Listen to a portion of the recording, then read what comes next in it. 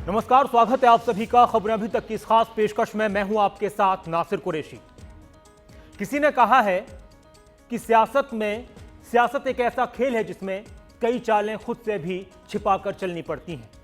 सियासतदान की अगर बात की जाए, राजनेताओं की अगर बात की जाए, तो वो कई बार कहते हैं कि हम तो खुली किताब की तरह हैं। हम खुली किताब की तरह हैं, जिस तरह से जनता हमें देखती है हम वैसे ही हैं। और इस तरह के दावे बहुत से राजनेता करते हैं। अगर हम राजनीति की बात करें तो राजनीति में युवा नेताओं का काफी जिक्र होता है। हरियाणा में युवा नेता के रूप में अपने आप को मजबूती के साथ स्थापित किया, बेबाकी से बोलने का अंदाज रखते हैं, और वो हैं हरियाणा में जेजेपी पार्टी के प्रधान महासचिव दिग्विजय चौटाला, जो आज हमारे साथ हैं। और वो इस चीज के लिए भी मशहूर है कि हर एक सवाल का जवाब दे देते हैं, बड़े बेबाक अंदाज में दे देते हैं। तो आज तीखे और बेबाकी से सारे सवाल उनसे किए जाएंगे और देखते हैं कि किस तरह के जवाब बाहर निकल कर सामने आते हैं। बहुत बहुत स्वागत है दिग्विजय जी, खबर अभी तक। बहुत धन्यवाद नासिर जी। दिग्विजय जी, इस वक्त एक अलग तरह की राजनीति हरियाणा में नजर आ रही है जी। आज का जो मौजूदा वक्त है जी। आपके लिए खास तौर से, आप बहुत पहले से एक्टिव हैं जी। बल्कि बहुत युवावस्था में आप लोगों के बीच में जाना शुरू हो गए जी। किस तरह का माहौल देख रहे हैं पब्लिक के रुझान में राजनेताओं को लेकर, खासतौर से आपकी खुद की पार्टी को लेकर और अपने आप को लेकर? जब लोगों के बीच में हम जाते हैं, लोगों ने हमें एक अवसर दिया है, हमारे 10 विधायक चुन करके हरियाणा की सरकार में सहयोगी बनने का। तो लोगों की जो जन समस्याएं हैं, जो मूलभूत ज़रूरियात हैं, जब लोगों के बीच में बैठ के काम करते हैं तो निश्चित तौर पर कहीं ना कहीं इस बात का सुकून हमें मिलता है कि जिस मिशन, जिस एजेंडा को लेकर के हम चले थे, जैसा आपने कहा बहुत कम उम्र में और उन विपरीत परिस्थितियों में, आज उसी जनता ने जो हमें अवसर दिया है, इन 5 सालों में हमें वो सभी काम पूरे करने हैं, जिसमें से बहुत से कामों को आज की सरकार में जननायक जनता पार्टी की बदौलत रहते हुए हमने आगे बढ़ाया। चाहे वो MSP को बढ़ाने की बात हो, चाहे 75% रोजगार की बात हो, चाहे महिलाओं को पंचायतों के अंदर, काउंसिल्स के अंदर, कमेटीज़ के अंदर आरक्षण देने की बात हो। आपने एक बात कही कि जनता ने आपको सरकार बनाने का मौका दिया जी। और पहली बार में ही आप 10 सीटें लेकर आए और फिर सरकार में आपकी भागीदारी रही। लेकिन जनता ये भी कहती है कि हमने जेजेपी को विश्वास तो किया, लेकिन हमने बीजेपी के साथ सरकार बनाने के लिए नहीं चुना था। उससे बहुत सारे लोग नाराज थे। ये नासिर भाई कांग्रेसी लोग कहते हैं। अच्छा। क्योंकि कांग्रेसी लोग इस बात का जवाब नहीं देते कि हमने तो उनका 4 पीढ़ी से विरोध किया। क्या वो इस बात की हामी भर सकते हैं, या कहीं पर भी किसी मौके भी हमने ये, पार्टी के किसी नेता ने भी ये बात कही हो भाई हम कांग्रेस के साथ सरकार बनाने जा रहे हैं? हमने तो खुला ऑफर दोनों पार्टियों के सामने रखा था। हमारे लिए तो कांग्रेस भी वैसी थी, और उस समय जब बीजेपी के साथ हम आए थे, बीजेपी भी हमारे लिए वही थी। हमने दोनों से कहा कि ये 5 मुद्दे हैं, इन 5 मुद्दों पर कौन सी पार्टी हामी भरती है और कौन इनको लागू कर सकती है, किस हिसाब से इनको लागू कर सकती है। चाहे वो पेंशन की बात हो, चाहे युवा के रोजगार की बात हो, लेबर की बात हो, किसानों की बात हो। तो भारतीय जनता पार्टी के राष्ट्रीय अध्यक्ष माननीय अमित शाह जी ने दुष्यंत जी से इन सभी बातों की हामी भरी, और तभी हम इस अलायंस में शामिल हुए और उन सभी चीज़ों को स्वीकारा।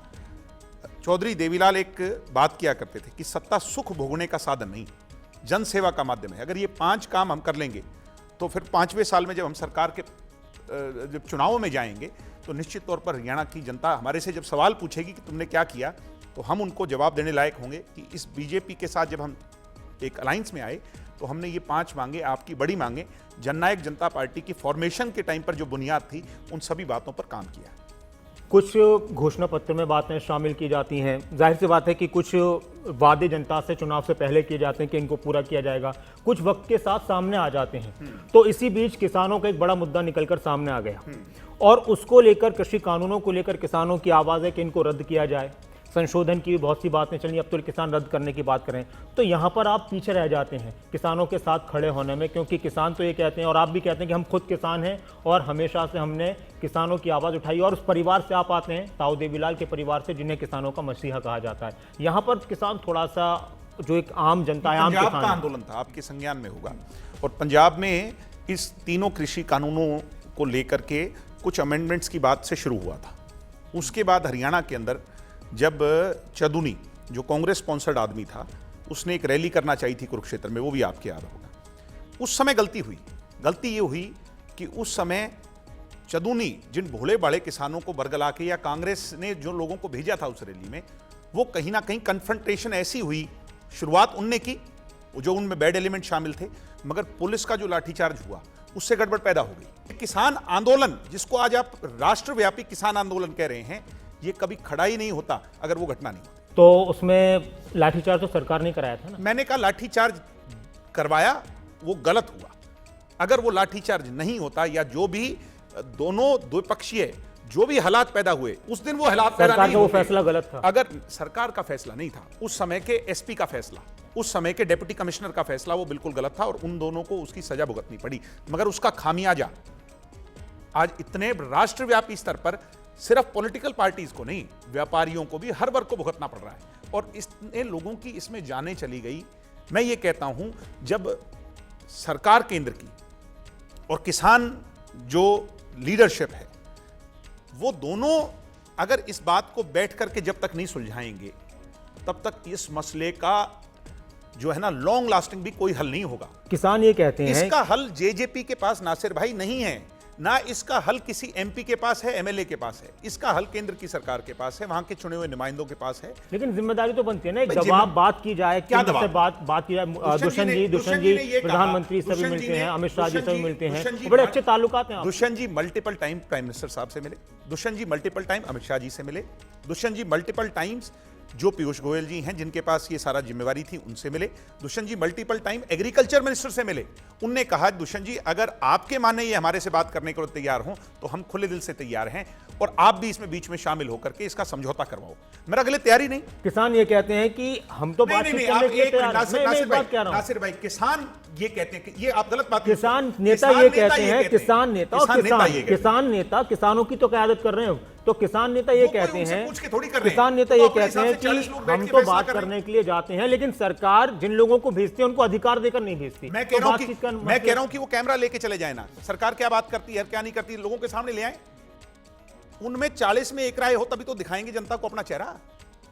उनमें 40 में एक राय है, इतनी बड़ी पंचायतें कर रहे हैं। मैं कह रहा हूं कि अगला भगवान करे कि बहुत जल्द मीटिंग हो, एक कैमरा लेके आप चले जाओ साथ में, आपको इनकी असलियत पता चल जाएगी। इस लगभग लोग लेफ्टिस्ट हैं, कुछ लोग कांग्रेस स्पॉन्सर्ड हैं, कुछ लोग ठीक भी हैं। मैं उस पर तो नहीं जाऊंगा कि कौन ठीक है कौन नहीं है, कांग्रेस के, मगर भोले भाले किसानों को बरगला करके तो वो भी तो अपना काम कर रहे हैं ना। अगर आप कह रहे हैं कि कांग्रेस के हैं या फिर लेफ्ट के हैं, तो वो एक विपक्षी पार्टी के रूप में काम कर रहे हैं। क्या काम कर रहे हैं? वो आवाज नहीं उठाएंगे जनता की, किसानों की आवाज नहीं उठाएंगे। आवाज उठाएं तो समाधान कहां है? समाधान तो बातचीत से है ना। तो बातचीत के लिए आप तैयार नहीं है? कौन तैयार? मैं खुले दिल से तैयार है। जिस दिन दुष्यंत जी ने कहा बस तैयार खड़ी है, जिस दिन कहोगे, जहां कहोगे मैं लेने आ जाऊंगा। दुष्यंत जी चला कर ले जाएंगे, जिससे बात करनी है उससे बात करवा के लाएंगे। बात ही नहीं करनी अगलों को तो हम क्या करें? आप लोग शुरुआत में खुद ही किसान आंदोलन को एक तरीके से पूरी तरह समर्थन नहीं था, लेकिन आप खिलाफ नहीं बोलते थे। खिलाफ कौन बोल रहा है? अब आप इस आंदोलन किस तरह सही आंदोलन मैं कह रहा हूं कि भोले भाले किसान हैं, वो उनकी कुछ मन में शंकाएं हैं, वो शंकाएं हमें दूर करनी है, हमारी जिम्मेवारी है। मगर लीडरशिप कौन है? अब गांव के जो लीडर तो कोई ना कोई होता ही है। मेरी बात सुनो, ट्रैक्टर ट्रालियों वाले जो भाई हमारे बुजुर्ग जो भर के आते हैं, इनके कहनों पे धरनों में शामिल होते हैं, वो तो आएंगे नहीं बात करने। बात कौन करेगा? जो 40 लोग हैं, संयुक्त किसान मोर्चा। संयुक्त किसान मोर्चा को नासिर कुरैशी तैयार कर लें, हम उनको लेके जाने को तैयार हैं। कई बार तैयार हुए हैं, कई दौर की बातचीत। अब ये कोई बात थोड़ी है, आप मेरी बात समझिए कि आज कई बार जो बीत गया उस पर तो जाएंगे, कितना खुरेदेंगे, वो उनमें कमी निकालेंगे, वो उनमें निकालेंगे। आज जहां हम खड़े हैं, क्या सिर्फ और सिर्फ सड़क पे बैठने से इस चीज का समाधान हो जाएगा? आप इस बात को सहमत, आप इस बात से सहमत होंगे, चाहे आप कैमरे पे नहीं बोल सकते, कि अल्टीमेट सॉल्यूशन बातचीत से होगी। बिल्कुल, मैं इसमें बोलने में क्या बात है? बातचीत से हर मसले का हल होता है। ये तो किसानों का मसला है, दो देशों के बीच में। अगर आपसे ये कभी बातचीत करें या कोई भी मेरी बात आपके माध्यम से सुन रहा हो, मैं गुजारिश करता हूं, हमें दुख है इस बात का कि 9 महीने से जो लोग बैठे हैं, दिन रात बैठे हैं, वो हमारे अपने लोग हैं, हमारे अपने परिवार के लोग हैं, हमारे अपने भाई हैं, हमारी बहनें हैं, हमारी माताएं हैं, हमारे बुजुर्ग हैं, जिनकी जान चली गई वो हमारे अपने हैं। हमें इस बात की पीड़ा, और हम इसको बता नहीं सकते कि हमारे अंदर क्या बीत रही है। मगर समाधान क्या है ये तो बताओ। किसान ये कह रहे हैं, आप पीड़ा की बात कर रहे हैं। किसान अगर छोटा सा प्रदर्शन करते हैं, किसान क्या चाहते हैं हमारे? उनमें करनाल में लाठी। अगर आपने सारा अथॉरिटी किसान की, वो एक अधिकारी के खिलाफ कार्रवाई चाहते हैं, उनको धरना देना पड़ता है। कर तो दी कार्रवाई। वो जब उनको धरना दिया, उन्होंने जब घेराव किया, जब अपनी मांग मनवाई, तब जाकर आप। मैंने कहा कि जो काम होना था वो हो गया, और जो बचा हुआ काम है, जिसने गलती की उसके खिलाफ हो जाएगा। आप तो ये भी कहते हैं कि अगर किसानों के हितों पर जरा सी भी आंच आई तो हम तो सरकार से। अभी तो 1.5 साल के लिए तो स्टे है, नासिर भाई हम किसानों के हितों पर कभी भी जरा भी बात आई तो हम तो सरकार में तो भी नहीं रहेंगे। एमएसपी हमने बढ़ा दी हरियाणा में, एक एक दाना हम खरीद रहे हैं, बाजरे का रेट हम 2250 दे रहे हैं, पूरे हिंदुस्तान में कहीं नहीं। एमएसपी पर 10 फसलें खरीद रहे हैं, दुष्यंत चौटाला का विभाग खरीद रहा है। पंजाब में कांग्रेस शासित राज्य में 2 फसलें खरीदी जाती हैं, राजस्थान में कांग्रेस शासित है वहां तो एक भी नहीं खरीदी। अच्छा दिग्विजय जी, सरकार नासिर जी जो हम कर रहे हैं क्या उसकी एप्रिसिएशन नहीं होनी चाहिए? सिर्फ इसकी एवज में 75% आरक्षण का फायदा इन किसानों के बच्चों को मिलेगा। 75 की आप बात लेकर आ गए हैं, तो जो 75% की आरक्षण की बात है रोजगार नौकरियों में, निजी रोजगार में, निजी नौकरियों में, तो उसको लोगों ने एक्सेप्ट कर पाए? क्योंकि कई बार कुछ उद्योगपतियों ने इस पर सवाल भी उठाए। तो उद्योगपति देखो, आज बहुत से हमारे विरोधी क्या कह रहे हैं कि जब तक इंडस्ट्रियलिस्ट नहीं चाहेंगे लागू नहीं होगा। बंसीलाल भी यही कहा करते, चौधरी देवीलाल कि पेंशन लागू ये तो हो ही नहीं सकती, खजाने में पैसा ही नहीं है, कहां से होगी?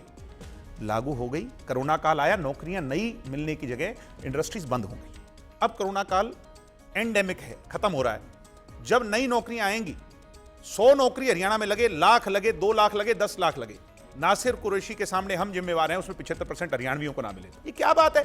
हाइपोथेटिकल बना के 1 मिनट सिर्फ जैसे काबिलियत को नजर रखी आज जाएगी। देखो इस चीज की एप्रिसिएशन हो जाती है अभी तक। अगर ये पेंडेमिक नहीं आता, कोरोना नहीं आता, तो नौकरियां आती तो नासिर कुरैशी आज मेरे से बात करते हुए कहते कि आपने बहुत अच्छा फैसला लिया। आज मेरे से आप ये इसलिए कह पा रहे हैं क्योंकि नौकरियां मिली नहीं, तो उसमें 75% का लाभ कैसे मिलेगा? मेरे भाइयों, मेरी बहनें जो मेरी बात सुन रही हैं, ये एक बहुत मुश्किल दौर है। हमने अपने लोगों को खोया है, नौकरियां गई हैं। आप इसको समाप्त होने दीजिए, हमें एनालाइज करिए। 6 महीने के बाद, साल के बाद हम बैठेंगे, मैं आपके इंटरव्यू पे दोबारा बैठूंगा और मैं आपको रिकॉर्ड्स दिखाऊंगा। दिग्विजय जी, बीजेपी के साथ सरकार कैसी चल रही है? बहुत अच्छी चल रही है। दिल मिला के चल रही है या फिर विचारों के हिसाब से चल रही है या फिर गठबंधन इसलिए सरकार? दिल तो समय जब 2 साल हो गए तो दिल भी मिल गए। अच्छा, ये लॉन्ग टर्म दिलों का मामला बन नहीं, चुका लॉन्ग टर्म तो हमारे पहले भी इनके साथ रिश्ते रहे हैं। माननीय अटल बिहारी वाजपेयी जी को बड़े खराब लगते थे आपको इलेक्शन से पहले? नहीं, खराब तो मुद्दों पे लगते थे। जिन मुद्दों पे आज हम साथ में आए हैं उन मुद्दों को हम पूरा करेंगे। जिन मुद्दों पर वो चला रहे हैं वो अपने मुद्दों को पूरा करेंगे। अभी भी कुछ मुद्दों खराब तो हमें और भी बहुत लोग लगते थे, उनकी तो कभी कोई चर्चा ही नहीं करता ना। उनके साथ तो लोग ये एक्सपेक्ट करते, तुमने इनके साथ मिलकर क्यों नहीं बनाई? क्या उनके साथ भी मिलकर बनाने पेट में दर्द ये है कि भूपेंद्र हुड्डा सीएम क्यों नहीं बना। कुछ लोगों को तो ज्यादा दिक्कत इस बात की है कि दुष्यंत चौटाला ने कि एक बीजेपी के साथ जाके सरकार क्यों बना ली। तो कांग्रेसियों के पेट में दर्द तो इस बात का है। एक जो 3rd 4th फ्रंट जो पार्टीज हैं उनके इस बात का दर्द है, तुम शून्य पे चले गए। जिन किसानों के लिए तुमने इस्तीफा दिया वो किसान तुम्हें अपने धरनों पे बोलने तक भी नहीं देते। जिन सुनने की बात आप कर रहे हैं वो ये कह रहे हैं कि हमें तो धोखा देकर चले गए हमारे परिवार के लोग। भाई ये बताओ ना, हमें तो बाहर निकाल दिया था, हमने कैसे धोखा दे दिया? वो कह रहे हैं कि महत्वाकांक्षी बहुत हो गए। क्या महत्वाकांक्षी? क्या ऐसा क्या किया बताइए? वक्त से पहले बहुत कुछ हासिल करना चाहे। क्या हासिल कर लिया? क्या मांग लिया? सरकार बना क्या लिया दे दिया? वो तो हमने अपने दम पे बना ली ना। हरियाणा के लोगों की आशाएं, आकांक्षाएं, उम्मीदें दुष्यंत से थी और वो लाखों लोग दुष्यंत के साथ चल दिए। एक मूवमेंट खड़ी हुई, एक पार्टी खड़ी हुई, हमने बना ली। बार बार इससे लेके बना ली। अभय जी ये हम कहते तो हैं डंडा झंडा पार्टी का फंड A to Z सब कुछ सुपुर्द करके बड़ी जिम्मेवारी से, हम तो उनका कुछ नहीं लेके आए। ओम प्रकाश चौटाला जी से मैंने कुछ दिन पहले बात की थी, तो उन्होंने कहा कि सब कुछ तो था, थोड़ा सब्र करते, थोड़ा वक्त देते तो आज हमारी सरकार होती प्रदेश में, आज इनेलो की सरकार होती। वो ये कहते हैं। मैं नासिर भाई चौटाला साहब की किसी भी कोर्ट पे मेरी ना तो हैसियत ना मेरी ये जरूरत कि मैं उनकी कही भी बात पे कमेंट करूं। वो हमारे आदर के योग हैं, वो जो कहेंगे वो सही कहेंगे, वो हमारे से बड़े हैं, उनका आशीर्वाद हमारे साथ है, इस बात का मुझे पूरा भरोसा है। सरकार बनाने में भी उनसे सलाह मशवरा भी? भाई उनसे मैं और दुष्यंत दोनों जाके मिलके आए थे। उनको पहले दिन जब दुष्यंत ने ओथ ली उनको मिठाई खिला के आए थे।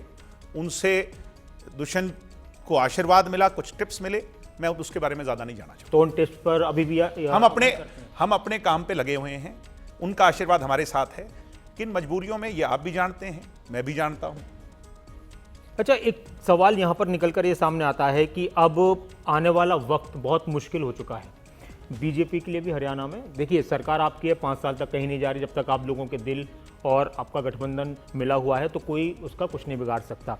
लेकिन लोगों में नाराजगी काफी है। जब और वो नोटबंदी आई नाराजगी है, थी, नाराजगी जब नोटबंदी है आई कि थी, बीजेपी और जेजेपी के जो जनप्रतिनिधि हैं, वो भी नहीं जा पाते जब अपने नोटबंदी क्षेत्रों आई थी तो लोगों ने कहा था कि मोदी जी की अंत का शुरुआत होगी।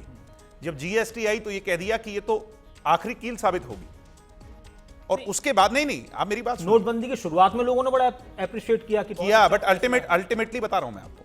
और उसके बाद हरियाणा के अंदर जाट एजिटेशन जैसा एजिटेशन हुआ, पता नहीं क्या क्या बातें कही गई।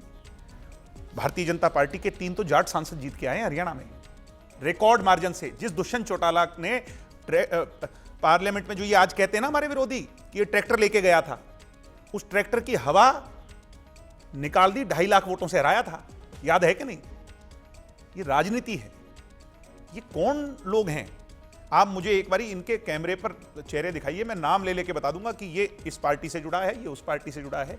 भोली भाली जनता को बरगला करके एक मूवमेंट खड़ी है। लेकिन इस चीज को आप किस तरह से देखते हैं दिग्विजय जी, कि जब आप लोग, आपकी पार्टी से जुड़े लोग या कोई जनप्रतिनिधि बीजेपी और जेजेपी से जुड़ा, वो अपने क्षेत्र में जाते हैं तो उनको विरोध का सामना करना पड़ता है। ये 4 नाराजगी लोग है या कुछ और है? 4 लोग तमाशा खड़ा करेंगे, हड़कंप मचाएंगे, काले झंडे लेंगे, फिर भोले भाले किसानों को बरगलाएंगे और पॉलिटिकल पार्टीज के वर्कर्स आकर के तमाशा खड़ा करेंगे। वहां तो आप ये कह देंगे ना भाई ये तो सारे किसान हो गए, तुम बीजेपी और जेजेपी वाले हो गए।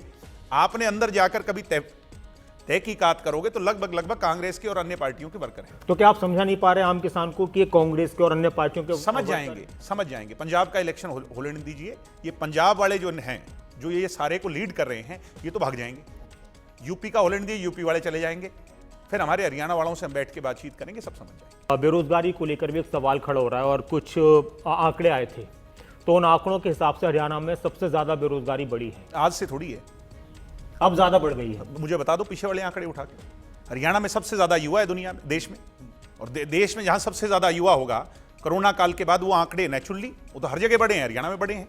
हम इस बात से सहमत हैं कि आंकड़े कुछ बढ़े हैं, मगर समाधान क्या है? समाधान जब रोजगार देने का हमें मौका मिलेगा तो हम नेचुरली उन सारी चीज़ों का समाधान करेंगे। मारुति नया प्लांट लगा रही है, कई हज़ार नौकरी वहाँ मिलेगी। हिसार में एयरपोर्ट आ रहा है, 35,000 नौकरी वहाँ मिलेंगी।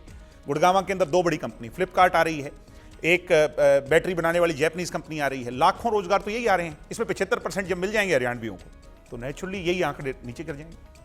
इस वक्त सरकार की तरफ से कंपनियों को निजीकरण की तरफ लेकर जाया जा रहा है, उस पर आपकी राय क्या है? जिस तरह से आप एक तरफ तो कह रहे हैं कि ये कंपनी आ रही है, वो कंपनी आ रही है, दूसरी तरफ कुछ कंपनियों को दूसरे लोगों के हवाले किया जा रहा है। नहीं, निजीकरण कुछ हद तक जहां जरूरत है वहां हम सहमत भी हैं, बट हर चीज का निजीकरण नहीं होना चाहिए। आप भी मानते हम हैं? इस बात के जैसे लिए- हर चीज किस किस में, जैसे जो नहीं, चाहे हमारी रोडवेज है, चाहे और है, हरियाणा की जो सरकारी वो हैं, उनका निजीकरण नहीं होना चाहिए। प्राइवेट हाथों में जाएंगी तो उससे नुकसान होगा स्टेट को। शराब को लेकर या और दूसरी चीज़ों को लेकर भी घोटालों की बात आती है, और वो महकमा भी आप लोगों से सारे घोटाले जो ये कहते हैं कि दुष्यंत के महकमों में हुए। हम कहते हैं कि दुष्यंत का नाम कहाँ है ये बताओ। अब तो साल हो गया, 1.5 साल हो गया। नासिर भाई, भूपेंद्र हुड्डा, शैलजा जी, तमाम लोग एक कहीं भी मौके ये नहीं कह पाए हाँ दुष्यंत अपने महकमों की सफाई कर रहा है, तो उसमें जो बड़े भ्रष्टाचारी बैठे हैं वो सब भाग रहे हैं। हड़कंप मचा हुआ है। चर्चा ये भी है और कई लोगों ने जिक्र भी किया है कि इस सरकार में जेजेपी के लोग ज्यादा हावी हैं। कहीं पर काम होते हैं तो बीजेपी के लोगों के नहीं हो पाते, इतने जेजेपी के जल्दी हो जाते हैं। जेजेपी के लोग हावी नहीं है। JJP as a political front जो है वो उन्होंने हरियाणा में, क्योंकि हमारे से जुड़े जो लोग रहे हैं वो लंबे समय से राजनीतिक तौर पर रहे हैं, एक्टिव रहे हैं, तो आज वो जब सत्ता में आए हैं तो उनको काम कराने का तरीका पता है कि अपने लोगों के काम कैसे करवाने हैं। मैं तो कहता हूं बीजेपी के कार्यकर्ताओं के भी किसी इंडिविजुअल के हित की बात नहीं है। लोगों के काम कैसे हों उसकी लड़ाई पॉलिटिकल पार्टी के कार्यकर्ताओं को लड़नी आनी चाहिए। जेजेपी की 3 या 4 जो सबसे पावरफुल बातें हैं, प्रभावशाली बातें हैं, जो बहुत अलग यूनिक बातें हैं, वो आपकी नज़र में क्या है? भाई ऐसा है, हमारी नई पॉलिटिकल पार्टी है और नई पॉलिटिकल पार्टी होने के बावजूद इतना बड़ा विश्वास, आज दुष्यंत चौटाला जी कहीं चले जाएं, आज माननीय डॉक्टर अजय सिंह चौटाला जी कहीं चले जाएं, जो लोगों से सीधी कनेक्टिविटी कि लोगों के साथ एक्सेस एक डिप्टी चीफ मिनिस्टर का, पूरे हिंदुस्तान में दूसरा डिप्टी चीफ मिनिस्टर नहीं है। आधी रात को भी दुष्यंत की कोठी पे कोई चला जाए तो उसके रहने की व्यवस्था, उसके खाने की व्यवस्था और सुबह दुष्यंत जी उससे मिलेंगे, जब भी अपने फाइलें निपटा के बैठेंगे उसके बाद उससे मिलेंगे, उसका फोन करेंगे, उसका जो समाधान, यानी डिप्टी चीफ मिनिस्टर और आम जनता का जो संवाद है वो, और जो सरकार से एक्सेस है वो इतना सीधा कर दिया। यही सबसे यूनिक बात है, दूसरी कहने की जरूरत ही नहीं। साथ में रहते रहते बीजेपी की 2-3 बातें कौन सी अच्छी लगी आप लोगों को? नहीं, बीजेपी का जो कार्य प्रणाली है, हमने उनके इलेक्शन में पीछे बड़ौदा में देखी और देखी, उनसे भी बहुत सीखने की बातें, बहुत अच्छी बातें उनकी पार्टी के अंदर भी। एक दो उनका जो नहीं, उनका ऑर्गेनाइजेशनल स्ट्रक्चर जो है, जो जिसके पास जिम्मेवारी है वहां पे कोई सिर्फ एमपी एमएलएस की पहुंच नहीं, जो उनका ऑर्गेनाइजेशनल स्ट्रक्चर है वो उसको ज्यादा अहमियत देते हैं। ये सबसे अच्छी बात देनी भी चाहिए। चौटाला साहब यही कहा करते थे पहले कि मैं अपने एमपी एमएलएस को सेकेंडरी मानता हूं, प्राइमरी में मेरी पार्टी के वर्करों को मानता हूं। चौटाला साहब आजकल पूरे प्रदेश में तो घूम ही रहे हैं और उनका ये भी कहना था कि अब वो तीसरा फ्रंट बनाने की कोशिश में लगे हुए हैं, क्योंकि ये जो सरकारें हैं बीजेपी जेजेपी की या केंद्र में या हरियाणा में, इन्होंने लोगों को बहुत ज़्यादा परेशान कर दिया है, लोग इनसे नाखुश हैं और मजबूरी में। भाई चौटाला साहब की कोई भी बात पे मैं कमेंट नहीं करूंगा। वो इतने, आप एक दादा इसलिए नहीं बड़े, करना चाहते? नहीं दादा नहीं, हमारे दादा तो खून का रिश्ता तो सदैव रहेगा, मरते दम तक रहेगा। हमारे नहीं, हमारी अगली पीढ़ी का भी उनसे रहेगा। राजनीति के लिहाज से वो देश के कद्दावर नेता हैं, उनकी हर बात की एक अहमियत होती है। वो अपना प्रयास कर रहे हैं, उनको क्या कमी खामी लगती है, उन विचारों में फर्क हो सकता है। अभय चौटाला को लेकर आप क्या कहेंगे? अभय चौटाला आज भी जब भी उनसे आप लोगों के बारे में या जेजेपी के बारे में सवाल किया जाता है तो एकदम से वो नाराज हो जाते हैं कि वही सबसे बड़ी दिक्कत है। उनको उसमें सुधार लाना चाहिए। किस तरह का सुधार? वो तो आप भी देखते हैं किस तरह का सुधार, एटीट्यूड का जो सुधार है वो सबसे बड़ा सुधार है। डराने और धमकाने की राजनीति का जमाना अब नहीं रहा। वो तो ये कहते हैं कि बड़ा प्यार दिया, फेसबुक, बहुत प्यार दिया हमने, बहुत प्यार दिया, इतना प्यार दिया, अपने बच्चों से ज्यादा प्यार। तो मैं कब कह रहा हूं नहीं दिया? मैं कब कह रहा हूं नहीं दिया? जनता के सामने है प्यार। तो फिर आप लोग क्यों छोड़कर उनको आ गए? हमें जो प्यार दिया वो लोगों के सामने तो है। किससे छुपा हुआ है? कौन छोड़ के आया? प्रेस कॉन्फ्रेंसेस में बैठ के कौन ये कहता था कि मैं तो इनसे खून का रिश्ता भी तोड़ चुका हूं? कोई कहता है ये बात? आप लोगों की तरफ से नहीं है? हमने तो कभी नहीं तोड़ा। उनके बच्चे ये कहते हैं कि हम इनको जानते ही नहीं। अरे बचपन में तो हम कल परसों अभी चौटाला कह रहे थे बचपन में तो हम इकट्ठे खेला करते।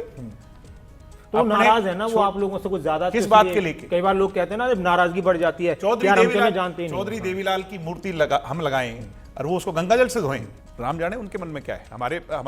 हमारे लिए तो आज भी छोटे भाई हैं, कभी मिलेंगे तो उनको गले लगाएंगे। हमारी तो सोच है ही नहीं वैसे, ना हमें सिखाया।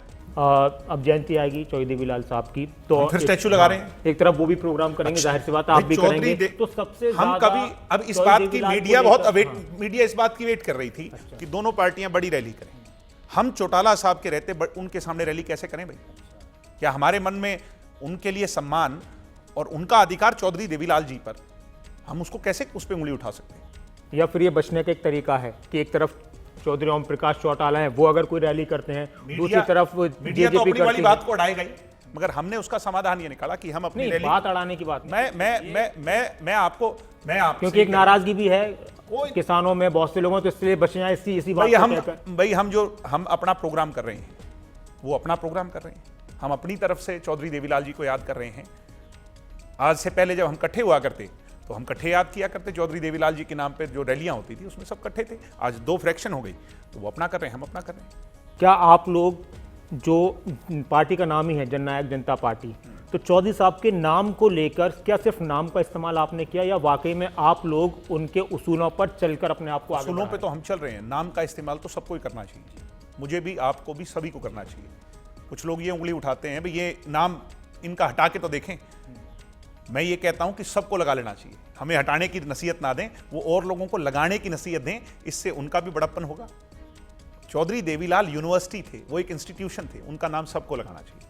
अच्छा दिग्विजय जी, अब आपकी अभी तो जाहिर सी बात है कि इलेक्शन भी नज़दीक नहीं है, लेकिन इस वक्त जब जनता में जा रहे हैं आप, तो जो विरोध का सामना करना पड़ता है, तो मैं तो कहीं मेरा तो कहीं विरोध नहीं हुआ, क्योंकि उनको पता है कि इसका विरोध करेंगे तो ये तुम्हारे साथ ही बैठ के तुम्हारे से 2-4 चीजें पूछेगा।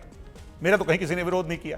दुष्यंत जी का करते हैं या आपकी पार्टी के विधायक पद पे बैठे हैं ना, पद पे बैठे हैं इसलिए उनका विरोध करते हैं। मेरा तो कहीं किसी ने कोई विरोध नहीं किया।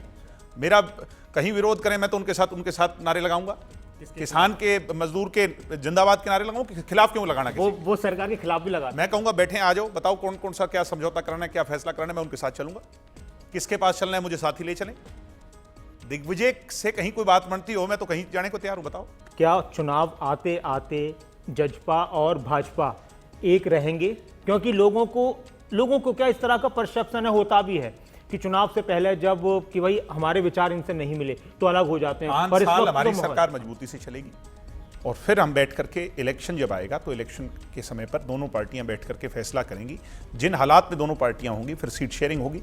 सीट शेयरिंग होके सब कुछ ठीक रहा तो हम मिलजुल करके मजबूती से चुनाव लड़ेंगे। कभी ऐसा लगता है कि किसानों के मामले को लेकर कुछ आप लोगों ने देरी कर दी कुछ फैसले लेने में? क्या फैसले? जैसे कि हम सरकार से अलग, जैसे अच्छा, मैं प्रकाश सिंह बादल, मेरे पिताजी ने कल भी कहा है कि दुष्यंत का इस्तीफा, मैं जो पत्रकार हमारे से सवाल पूछते हैं, नासिर भाई मैं आपको भी कहता हूं उन्हीं की बात को कोट करते हुए कि आप दुष्यंत का इस्तीफा ले जाओ, मगर आते हुए समाधान करवा के आना। किसी के पास कोई जवाब ही नहीं है। जिनका मांगना चाहिए उनको तो कोई मांगता नहीं। वो प्रोग्राम्स कर रहे हैं सड़कों पर। सिर्फ दुष्यंत चौटाला क्योंकि 33 साल का लड़का है, ये पता है भूपेंद्र को भी, हुड्डा जी को भी, दीपेंद्र हुड्डा जी को भी और अन्य ABCD थर्ड फ्रंट के लोगों को भी कि ये 50 साल की तुम्हारी प्रॉब्लम खड़ी हो गई सामने। क्योंकि ये लड़का प्रोग्रेसिव है, डेवलपमेंट की सोच का है, काम की सोच का है। इसको कोई जाति पाति नहीं। दुष्यंत से तो 36 बिरादरी के मिलते हैं लोग। किसी यही नहीं पता कि उसके पास, क्योंकि इनके तो आप दफ्तरों में जाओगे तो वो विशेष जाति के लोग मिलते हैं, जिन जाति के वो नेता हैं। दुष्यंत के साथ तो हर आदमी मिलेगा, युवा मिलेंगे, बुजुर्ग मिलेंगे, महिलाएं वहां पे बुजुर्ग आशीर्वाद दे रही होंगी दुष्यंत को। कोई क्योंकि पता है उसको यही सिर्फ एक ही काम है, मैं काम करूं लोगों। चौधरी देवीलाल जी की तरह कभी ये सोचा ही नहीं कि जात पात की ये सोच लेके दुष्यंत चले ही नहीं। ये सोच अच्छी है और ये होनी भी चाहिए, और अगर इस बात पर आप अमल करें तो इससे बेहतर कुछ नहीं हो सकता। लेकिन कहीं ना कहीं जो पब्लिक के बीच में जाने का एक माहौल था, आपने कहा कि आप तो जा रहे हैं, लेकिन उनका पब्लिक से, वो अपने ऑफिस में तो बात करते हैं, वो सबको दिखता है कि वहाँ पर वो बैठकर लोगों की समस्याएं सुनते हैं, लेकिन पब्लिक के बीच न जा पाना। इतनी कोई और दूसरा सुनता है क्या? चंडीगढ़ में आप रहते हो, चंडीगढ़ के अंदर किसी की कोठी पे इतनी भीड़ है क्या? नहीं, भीड़ नजर आती, इसमें कोई शक नहीं है, लेकिन वो भीड़ वहां पर कन्वर्ट होगी, वो कन्वर्ट होगी। क्योंकि जब ये आंदोलन है, जैसे ये ठंडा होगा, इसका समाधान होगा, परमात्मा करे कल हो जाए, तो उसके बाद जब हम लोगों के बीच में जाएंगे तो वो लोग याद करेंगे ना जिनके काम हुए हैं, या वो कम्युनिटीज याद करेंगी सभी, वो झंडा उठाएंगे लास्ट में। अच्छा, जेजेपी का, और फिर जींद की रैली में जैसे लोग दौड़े थे वैसे। लेकिन अब ऐसा लगता नहीं है दिग्विजय जी, अभी तक के परसेप्शन के हिसाब से। आगे चलकर आप फिर, ऐसा है ना जी, लगता राजनीति के अंदर एक दिन क्या है और दूसरे दिन नहीं। हर रात तो चांदनी नहीं होती। कई जगह हम भी अपने आप को सेल्फ एनालिसिस करते हैं कि कहाँ हम गलत जा रहे हैं। कई जगह हम अपने आप को ठीक पाते हैं, कई जगह गलत पाते हैं। जो गलतियां हैं, उन कमियां खामियां उनको दूर कर रहे हैं। पार्टी को बने हुए कुछ समय हुआ है।